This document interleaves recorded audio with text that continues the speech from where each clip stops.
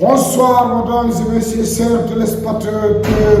Haraymen salmini nokkala ko wonɓen jettade Jama TV haray ko journaliste jo moɗon on ka radio télévision Beppare FM wontidiro invité jo meɗen Kumbalujo harayno moɗo ko avocat jo Kumbalujo mi wawata noon yewde inde makko de à propos ko addimo kon kadi ɗo ɗum ɗo ko question surprise.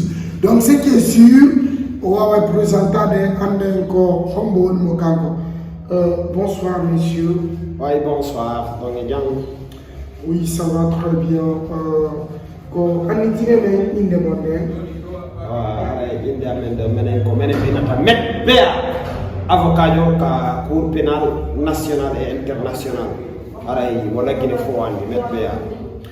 D'accord, Met Bea, Minkadia et Romandia Beza, que je me dis qu'on appelle PLFM. Met Bea, actuellement il y a beaucoup de combats sur les réseaux sociaux entre les Guinéens comme le job de cinéason. Mais il y a des discussions il y a à propos de créer sauvons le cinéma guinéen. Donc, en tant qu'avocat international, national, international, donc, mais pas à sur nous, moment sera que on s'en on Jama TV.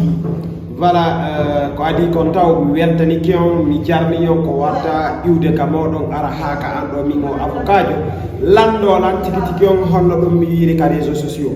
C'est que en fait problème on compte le cinéma guinéen n'a pas de problème, mais plutôt la nation guinéenne a un problème. C'est que la nation la Guinée a un problème. Parce que si il y a le cinéma guinéen, le indir de nos wadi mojo bere surtout behani pular punkadina fo wadi mojo bere li sovo le cinéma guinéen. Kono goto wawata asande sentere. Sinna ma sovo le cinéma guinéen c'est très vague. Wawi de sovo le milieu pastoral ma sovo le cinéma hadi pular. Est-ce qu'on se fait comprendre? Mais ça il sovo le cinéma guinéen c'est que les il faut non leur temps. Comme monsieur Bea, en tant que avocat national, il a une difficulté, mais il a une difficulté de look et qu'il était sauvé le cinéma. Excusez-moi, pardon monsieur Bea, il a une difficulté de sauver le cinéma guinéen. Est-ce que nous avons un firangol comme nous sauver le cinéma guinéen? Où dans le cinéma guinéen? Voici mon nom, Mahara, voici ta idée en défaillance quoi. Ma problème. Un problème quoi. Au lieu de dans le cinéma. D'accord. En tant qu'avocat, en tant que nam, culture, comme ma en fait, top est fil non c'est très. Donc, comme nous tout mini, là on file une ok, alors on file une là. On me cite de radio télévision Jama TV et on te le Met Bea. Il nous a vu mon stabi et notre vie en temps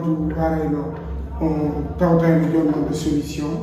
En fait, c'est la solution, mais la solution de la guerre de filles, mais il y a tout les cas. Parce que le monde est il quoi. Si vous voulez passer, c'est oh oui, c'est maintenant, vous allez donner votre avis. Donc, arena il peut gollir. Bon, maintenant, ko hakile mana hakile be gollir. Konto problème animo beno andino asi sirta beno andino asi sirta parce que déjà ko mature la tout on est donc est-ce que tu comprends? Mais ni comme mari comme voilà puis il faut avant de faire il faut toujours réfléchir surtout sur le nom. OK, mais weltani ko mo yaare ko Jama TV arno kamo no télévision de Dakar. Et représentant de mon bande sur la décision qu'a préparé. Merci beaucoup. Voilà, merci beaucoup. On s'en